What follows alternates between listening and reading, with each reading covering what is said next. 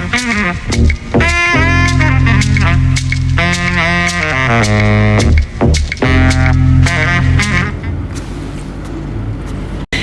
right, so we welcome you on another edition of Public Square, a program that discusses topical issues from the standpoint of the people. And today we'll be looking at another interesting topic. About 3 days ago, the founder of Afe Babalola University, that's Afe Babalola, who is a legal luminary, said the 2023 elections will produce recycled leaders if held under the 1999 constitutions. And according to him, he recommended that an interim government be put in place. That's immediately after Buhari's administration's exit, so that Nigeria could have a proper cleanup of the constitution and then proffer workable solutions to the myriads of challenges Nigeria is facing at the moment. That's to say that he is opining that the 2023 general election be postponed or suspended, whatever you want to call it.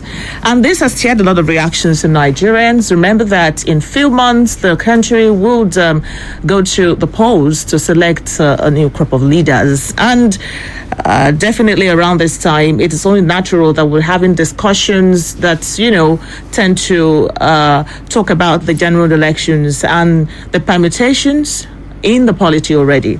So today we'll be looking at some of these issues, and in the studios I have Barrister Femi Modamori, who is a legal practitioner. Thank you for coming on the show this morning. Thank you, Lizzie. It's a privilege for me. And we'll also have Barrister Afe Babalola joining us any moment now. And remember also that yesterday the APC held its NEC meeting, and a lot of decisions were ratified at that meeting. We're talking about some of those decisions and what the reactions of Nigerians would be to some of these things. That is to say that we'll be opening the pot for you, listener, to call in and tell us what your reactions will be to some of these issues. My name is Olabisi Olani Yoruashegun. We'll go on a very short break. We'll be back to kickstart the conversation proper.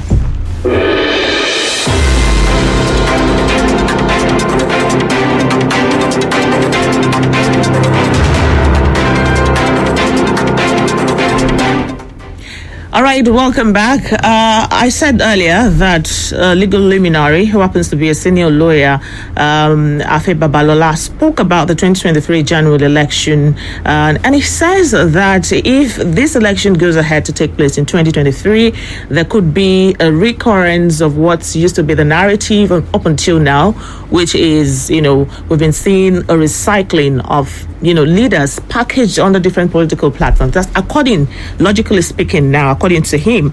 And he also says that politics in Nigeria has become a lucrative enterprise. Let's start from that point.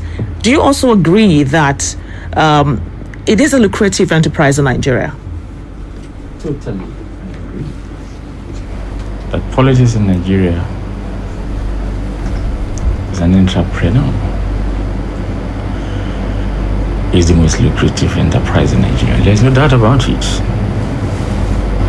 And Nigerian politics is also the most lucrative in Africa, and if you permit me to say this, in the entire world. So I agree. You only need to do a comparative analysis of the income allowances and whatever, the fringe benefits that Nigerian politicians, I wouldn't say that accrue to them, but they pay themselves. They pay themselves? Yeah, you can't have that anywhere in the world. Nigerian parliamentarians, for instance, are some of the most, heavily paid in the entire world. You compare that to what happened in some other climes, then you feel sorry for this nation. In Netherlands,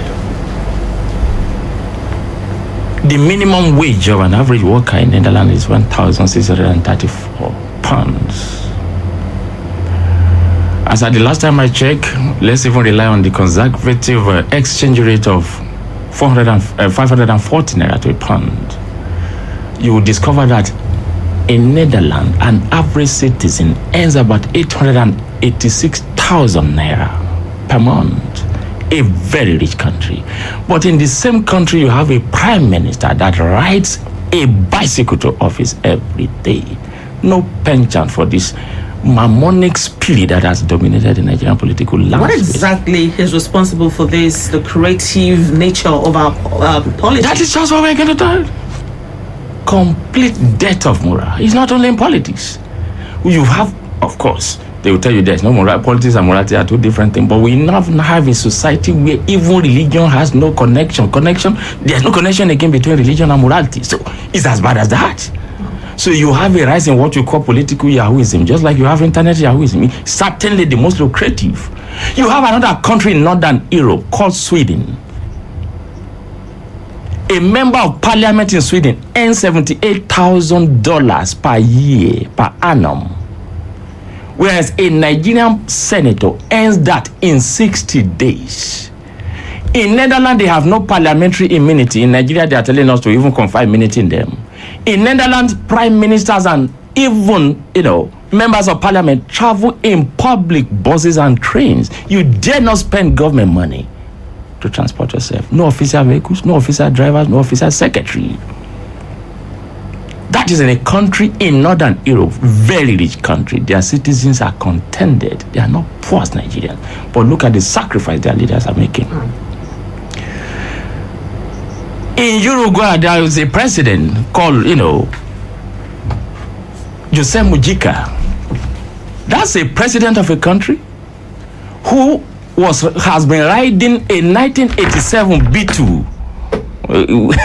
That sounds really funny. 1987 model of B2. He lives in presidential. He doesn't live in presidential palaces. No bodyguard. He lives in his own personal farm. Even a Nigerian senator is paid higher than his American counterpart. So I agree totally with the learned saying. A respectable system now, man, in this country, that Nigerian politics is certainly the most lucrative. It's a lucrative business, and like I said, it's one of the most lucrative in the world. Okay, before we conclude that will be our unanimous agreement on this table. Let me introduce Barrister Wale Abimbola, who is joining us now. Thank you for coming. It's nice being here again. Yes. And let me thank my learned friend, Femi Modamori, Thank you for enriching my lexicon with the word political Yahooism. Oh, you heard that? Okay, no pun intended, actually. So, Barrister Abimbola, we were discussing the opinion of legal luminary Afe Babalola regarding 2023 election, where he said they should be suspended and then an interim government be put in place so that the Nigerian constitution could be cleaned up, to say the least, and then with proper solutions to some of the challenges we're facing as a people. And the question of whether or not the lack of moral values in Nigeria is one of the reasons why politics in Nigeria is quite lucrative, according to him, is what we're discussing before you came in. Yes, I can't agree less with my learned friend and the highly revered learned Sikh, Chief Afe Babalola. Chief Afe Babalola, to borrow the expression of Chief Edwin Clark, he said his generation, they are closer, to the, what do they call it in the airport, to the departure lounge of life. These are people who have seen it all. Chief Afe Babalola has, by a dint of hard work and everything in life, has risen to the pinnacle of his career. So I'm not sure it's one of those who really needs Nigeria to survive. But I think the old man is only expressing his frustration at the state of things. Now, my other friend was talking about President Mujica, I think of Uruguay, who was living, not living in the palace, using very modest life. You will say absurdly modest life, even as the president of the country. We right here in this country, Chief Michael Adekunle Ajayi, the only house he ever had was the one he built as a school principal. In 1978-79, those who were governors, particularly in the southwest here, and it's out of the four of them, only one was a lawyer, Chief Bolaige. Chief Ajayi was a teacher. I'm not sure he could have afforded the equivalent of 100 million to run for an election today. Chief Bishop Nabanjo was a journalist. Alaji Lateef Dakande was a journalist. These were people who were ordinarily living a modest life, and that was when there was morality in politics. Yeah, we once had morality in politics in this country until things suddenly changed. And to borrow my learned friend's language, political yahooism assumed, the stage, when we now have, for a president to the president of Nigeria, we now have to cough out 100 billion naira. Okay, to purchase some pieces of paper. I totally agree with you, because at the end of the day, there's no way we will talk about Chief Afe Babalola's recommendation without having to talk about the outcome of APC NEC meeting yesterday, where they, announced the exorbitant, according to a lot of Nigerians, prices of their nomination funds. But we'll get to that later. Okay. Now, as a result of some of these challenges railed out by Afe Babalola and what he thinks should be the way forward, he says an interim government should be put in place after the Buhari administration for a period of 6 months. It was even specific. Would you agree with this? I will reluctantly agree with him. Okay. To start with, the constitution, the so-called constitution will operate itself. Was it a people's constitution? Was it made by the people? The constitution is preambled on a lie. This constitution starts by saying, we the people of Nigeria, where did we gather? Was it in an officer's place in one army barracks where soldiers sat and foisted a document on the rest of us? So the constitution itself that we claim to be operating itself is a product of an illegality. It's a product of a decree of Abubakar. So there's a saying that laws are made for men, and men are not meant for law. Once the time there was in this country, when the law had to be bended for the then Vice President Jonathan to act as president, there was no, at that time the Senate did not, or the National Assembly did not rely on any specific provision of the Constitution, but they had to rely on the phone call, the alleged phone call that President Yar'Adua made to Nigeria that he was still alive, to say that, look, now he has told us that he was indisposed, and therefore empowered, Vice President Jonathan, to act as president. So,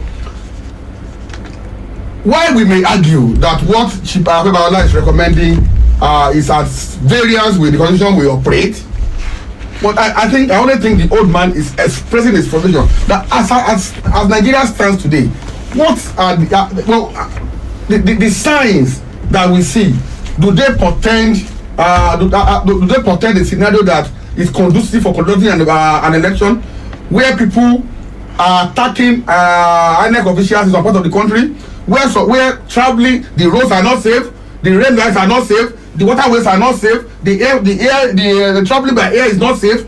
So what exactly are those parameters that will guarantee a free and fair, that will guarantee conducting an election? Not whether free or fair is not even the issue now, but what are those parameters existing? Okay, Mr. Modamori, he also said that, okay, according to popular opinion now, especially from people who are in the politicians, lawmakers alike, they think that Afe Babalola's recommendation could plunge the country further into a state of anarchy, because as we speak, it is a reality. Whether or not you would accept that, that's exactly what Nigeria is going through at the moment. But they think that this recommendation would not do Nigeria any good, but rather it will cause more harm than we already have. But here is quoting verbatim from Afe Babalola's statement. He said the new constitution should also provide a body at the local, state, and federal levels to screen all aspirants on the sources of their wealth and means of livelihood. To start with, do you think that in a scenario like he painted, having a 6 months interim government in Nigeria, do you think it will help the country, or it will plunge it further into more problems? The call for sovereign national conference, or what we call an interim government, has been there since 1999. Some of the greatest advocates of this call, God bless him wherever he is, included the late Chief Ganifa, my own principal at one time or the other. I understand the frustration of the learned Afe Babalola. I understand his pain, but with all due respect, I disagree with him. Okay. It's not feasible, it's not practicable today. How? One, the problem with Nigeria is not the law. Every time I appear on a program, people say the law is the problem, the law is this. I say no. Then what's the problem? We are the problem of the law. The law is never a problem in this country. Okay. There are countries where you don't even have written constitution. It is the ethical moral code of governance that is imprinted in their mindset, the normal way of doing things, consensus, tradition, convention, and that guides them to get their results. I mean, look at Britain. You are talking about some countries where you make a phone call to the Foreign Affairs Ministry to facilitate visa for your girlfriend that could land you into trouble. What is the problem with Nigeria? Corruption and abuse of office. Simple. And you already have provisions in every law we've made at one time or the other, in one form or the other, abolishing corruption and abuse of office. Because you need to know what the problem is. Interim national government. To be supervised by who? To be coordinated by who? To be organized by who? To comprise of who? The same people. And then who leads? As if we never had a 2014 national confab where you spend millions, hundreds of millions of people. At the end of the day, people came up with recommendations, verifying one that had been confined to the dustbin. That was rushed. Sovereign National Conference to discuss what? I think I agree with the frustration of the old man, but I disagree with his own recommendation. Now, talking about the 2014 confab, some of this, as a matter of fact, the old document was trashed because we never went back to that document. Instead of having an interim government in place, or instead of even going to overhaul the constitution, do you think that going back to the content of the 2014 confab would help the country? Let's move forward where we are. Don't let us go backward. There are some very beautiful recommendations in the 2014 confab. Nigerian peoples will continue to impress it on the parliament, on the National Assembly, to make that a part of any prospective constitutional amendment. And the truth is that in terms of amendment of the law, we are making very serious progress. Now we are talking about recommendation for state police. Now we are talking about, INEC, possibility of INEC taking over local government election. We are talking about autonomy, at least on paper, for local government. We are talking about autonomy on paper for the judiciary. Beautiful things in the law. Section 15, subsection 5 of the Constitution, the states are abolish all corrupt practices and abuse of power. Section 14, subsection 2, paragraph B, the welfare and security of the people shall be the paramount, the primary purpose of any government. You have it, all these things, encoded in the law. Are we following the law? No! We are perversing the law for our own personal selfish interest. Because, like Afe Babalola said, policy is just about business in Nigeria. So. There are 3 tiers of government. We have the executive, we have the judiciary. 3 arms of government. 3, yes. Arms of government. Arms of government, We have the executive, we have the judiciary, and the legislative arm of government. Do you think that these 3 arms of government are carrying out the responsibilities individually to the best of their ability? Those of you who go to church. Don't you go to church? Let me leave that on this program. I used to be very close to the pulpit, but I saw a lot of hypocrisy, and I think I'm sorry, I don't want to go too personal on this program. We are just telling too much lies. But maybe the question should be. And again, that will take us to the morality we are talking about. The most religious country, the most immoral country. There's no nexus between religion and morality in this country. The countries we have given example, do they go to church the way we go to church? Do they organize crusade 365 days in no crusade? That's a topic for another day. That's the topic for another day. So let's leave. So, but those of you who carry your Bible, remember something very beautiful. The hand, the eyes, the leg, they are part of the same body. One will not say to what, they function. There must be interconnectivity for the system to function efficiently. We should not single out any arm of government to be blamed. We all have problems. You get where I'm going? Yes. Because I was going to ask you which arm of government should be blamed. But the greatest, the box top on the table of the executive. You are saying the judiciary is corrupt? They compromise justice? Of course, that is an insult to a lot of the judges we know that are morally upright in this country. We know there are corrupt judges. We always say that. We know them all. Don't let us pretend there's no corruption. But a lot of the judges are still morally upright. After facing several threats for decades, you tried and convicted somebody only for somebody to look, I grant you state pardon. What are you talking about?